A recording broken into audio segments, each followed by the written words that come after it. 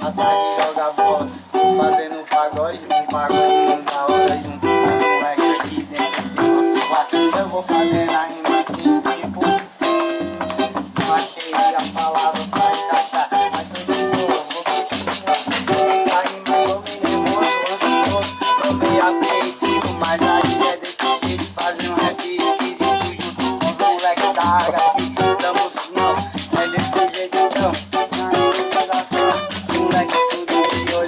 Mas vamos lá, aqui vamos adorar o nome do louvar. Glória a Deus, glória a Deus, glória a Deus, glória a Deus, glória a Deus, glória a Deus, glória a Deus. Vamos pra cima aí, vamos começar a rimar. Vou glorificar, agora não me convence, vou adorar.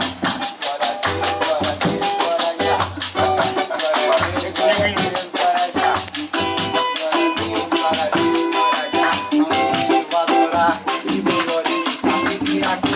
Na sequência junto com os molequinhos, assim é de bom, junto com os irmãos, tô tranquilo, tô na paz, tô bem sossegado, é desse jeito, meu amigo, que eu mando o recado. Jesus está voltando, temos que vigiar, senão ele vai voltar e a gente vai ficar. Então é isso aí, vamos ler a Bíblia, vamos meditar e jejuar. Eu sou cristão, é desse jeito mesmo, vamos lá, sempre vendo do 21 que eu vou. Vou tentar não me embolar, vou tentar continuar, sem precisar se escorregar, porque assim eu faço Vamos lá, vamos lá. Vamos lá, vamos lá. Vigiar pra não ficar.